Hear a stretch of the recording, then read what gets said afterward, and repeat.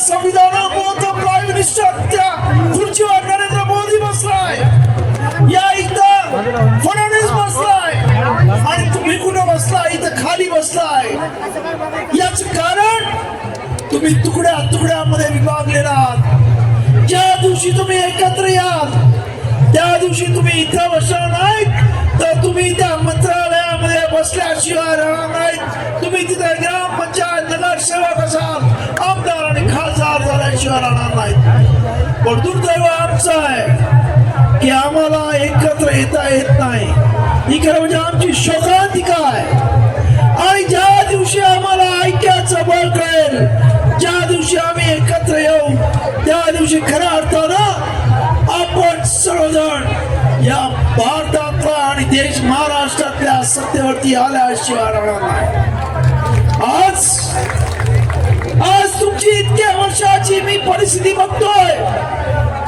1960 नंतर बाबासाहेबांच्या महापरिनिर्वाणानंतर हा आंबेडकरी कार्यकर्ता सतत रस्त्यावरती आंदोलन करत राहिला आणि वेगवेगळ्या आंदोलनामध्ये आपल्या अंगावरती केसेस घेत राहिला.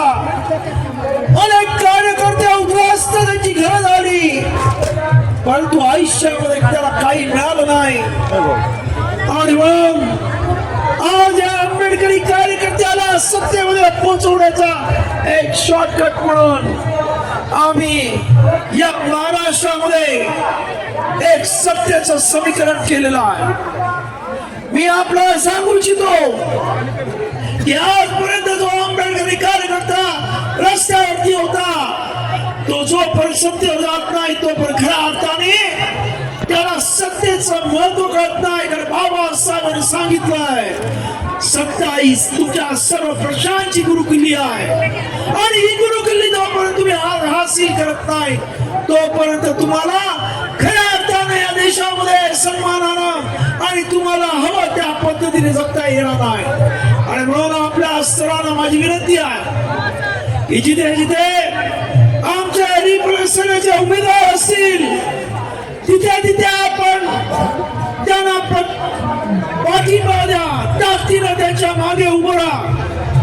कारण येणाऱ्या काळामध्ये तुमच्या मधले अनेक आमदार खासदार नगरसेवक झालेले मला बघायचे आहेत आणि ही माझी सुरुवात आहे.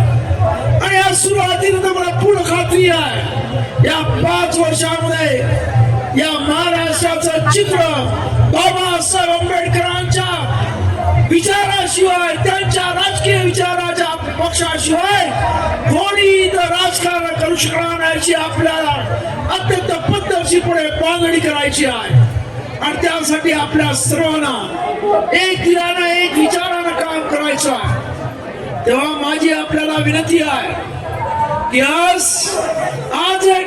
आजचं इलेक्शन टेस्टिंग आहे.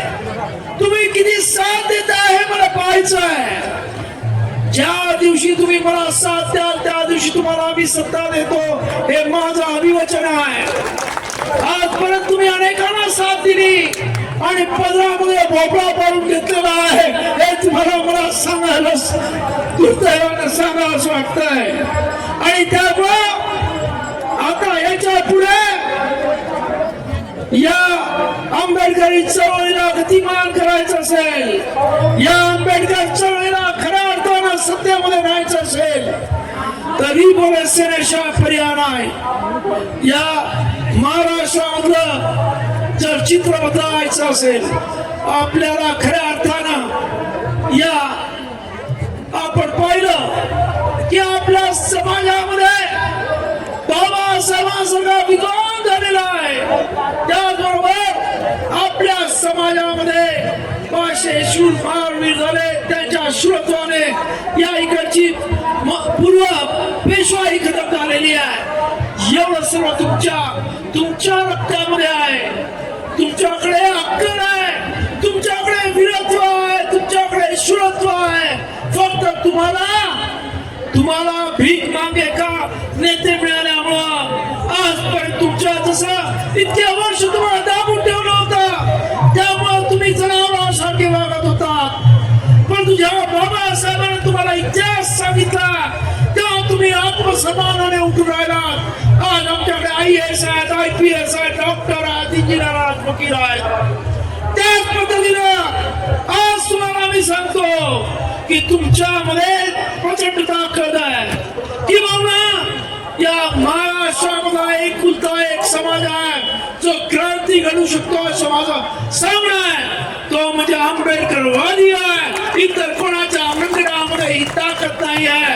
आणि म्हणून येण्या गबाळांच्या मागे लागण्याचा आता वेळ नाही. ही येण्या गबाळांची मूर्ख माणसांची आता वेळ संपलेली आहे. आता इथं क्रांती करणारे आणि या इथं आंबेडकर चळवळीला गतिमान करणाऱ्यांना खऱ्या अर्थानं साथ देण्याची तुम्हाला आवश्यकता आहे. आणि म्हणून मी आपल्या सर्वांना विनंती करतो, कोणी काही सांगो, कोणी काही बोलो, भावनिक न होता तो माझा काका मामा आहे असं न बघता आंबेडकर चळवळीला खऱ्या अर्थानं गतिमान करण्याचा मनामध्ये आपण संकल्प करूया. या नववर्षामध्ये ज्या आंबेडकर चळवळीला मरगळ आलेली आहे ती मरगळ झटकून आंबेडकर चळवळ सशक्त कशी मिळेल यासाठी मी म्हणजे तुमच्यामधला प्रत्येक जण आता कामाला लागेल अशी मी आपल्या सर्वांकडे अपेक्षा धरतो. आणि त्यासाठी आपल्या सर्वांना विनंती करतो की या आज ह्या इथं ही जी भूमी आहे अत्यंत पावन भूमी आहे. खऱ्या अर्थानं माझा तर म्हणणं असं आहे की त्या या 1 जानेवारीला नववर्ष हे खरं म्हणजे आमचं नववर्ष आहे, आमचा स्वातंत्र्य दिन आहे. कारण या इकडे पेशवाई आम्ही स्वतः स्वतंत्र झालो, आम्ही मुक्त झालो.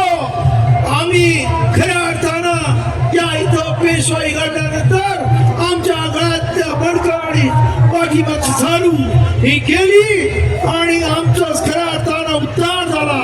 तेव्हा हा दिवस आपल्या सर्वांच्या आयुष्यामधला अत्यंत महत्वाचा दिवस आहे. आणि या दिवसाचं जे अत्यंत महत्वाच्या या दिवसाला आपण आपल्या आयुष्यामध्ये कोरून ठेवला पाहिजे की परत एकदा जर आम्हाला या देशामध्ये गुलामगिरी आमच्या पुढच्या पिढ्यांकडे यायची नसेल तर बाबासाहेबांनी दिलेली लोकशाही टिकायला पाहिजे, बाबासाहेबांनी दिलेलं संविधान टिकायला पाहिजे. तर कोणी या इथं किती पैसे देतो, काय काय लालू देतो याच्या मागे न जाता आणि दिलेले पैसे स्वतः घेऊन मग त्याचे पैसे आणि मग आपल्या डोक्यामधलं असं जेव्हा तुम्ही मताचा अधिकार गाजाल तेव्हा खऱ्या अर्थानं बाबासाहेबांनी दिलेल्या या मताचा तुम्ही योग्य वापर करता असं मला वाटतं. नाहीतर आपण ज्या पद्धतीने आपलं मत विकतो तुम्हाला माहित असेल, मी नेहमी एक गोष्ट सांगतो की एका माणसा असा तुमच्यासारख्या माणसाकडे एक लोकनेता जातो, इलेक्शनला उभा असतो आणि त्याला म्हणतो तुला मला मत द्यायचं, हे पैसे घे. तो शेतकरी असतो, तो म्हणतो मला ह्याचे काय उपयोग, त्यापेक्षा मला एक गाडा आणून दे. तो म्हणतो ठीक आहे. तो त्याला काहीतरी 1000-2000 रुपये देत असतो. त्याला वाटतं गाढव कितीला मिळेल, तो गाढव आणत जातो. गाढवाची किंमत सुद्धा बाजारामध्ये 25,000 असते. आता जर गाढवाची किंमत जर 25,000 असेल तर तुमची माणसाची किंमत किती असायला पाहिजे याचा आपण योग्य पद्धतीने विचार करा. आणि आपण आपलं जे अमूल्य मतदान आहे, जे बाबासाहेबांनी सांगितलं की दुधारी शस्त्र आहे, त्या शस्त्राचा योग्य पद्धतीने विचार करून या देशामध्ये आपलं स्वतःचं एक स्थान निर्माण करा. त्या स्थानामुळे तुम्हाला कोणी हात लावणार नाही अशी एक वेगळी आदर्श सिस्टीम निर्माण करा असं आपल्याला मी आवाहन करतो. आणि आपण सर्व समजदार बाबासाहेबांचे अनुयायी आहात. बाबासाहेबांनी तुम्हाला शिक्षणाचं, बाबासाहेबांनी तुम्हाला खऱ्या अर्थानं या देशामध्ये आत्मनिर्भर स्वाभिमानी अशी एक तुम्हाला जगण्याचा हक्क दिला, त्या स्वाभिमानाला विकू नका अशी कळकळीची विनंती करतो. परत एकदा या इथं ज्याने हा इतिहास घडवला त्या शूरमार वीरांना त्रिवार सॅल्यूट करतो, वंदन करतो, जय भीम करतो आणि तुम्हाला नववर्षाच्या लाख लाख शुभेच्छा देतो. तुम्ही तुमच्या आयुष्यामध्ये हे आलेले नववर्ष हे खऱ्या अर्थानं एक वेगळा आगळा वेगळा तुम्हाला आयुष्यामध्ये बदलाव निर्माण करेल. कारण 100 वर्षापूर्वी बाबासाहेब सुद्धा इथे येऊन गेले 1 जानेवारी 1927 ला आणि त्यानंतर बाबासाहेबांच्या आयुष्यामध्ये चमत्कार झाला. त्यांनी त्यानंतर 20 मार्चला चौदार तळ्याला मांडला. 20 मार्च 1927 ला चौदार तळ्याला पाण्याचा सत्याग्रह केला आणि त्यानंतर 25 डिसेंबर 1927 ला मनुस्मृती दहन केलं आणि या देशामध्ये न भूत न भविष्यती असा चमत्कार झाला.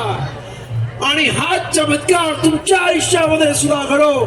तुमच्या आयुष्यामध्ये सुद्धा या इथं असणाऱ्या मनुवादाच्या विरुद्ध लढण्याची ताकद येवो ही भगवंत चरणी प्रार्थना करून तुम्हाला नववर्षाच्या लाख लाख शुभेच्छा देतो आणि मी माझ्या वाणीला विराम देतो.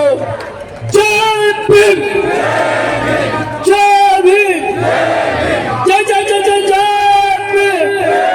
आवडलं असेल तर लाईक करा, मित्रांना शेअर करा आणि हो, सबस्क्राईब करायला विसरू नका, कारण हा आहे आवाज वंचित बहुजनांचा, तुमचा हक्काचा आवाज.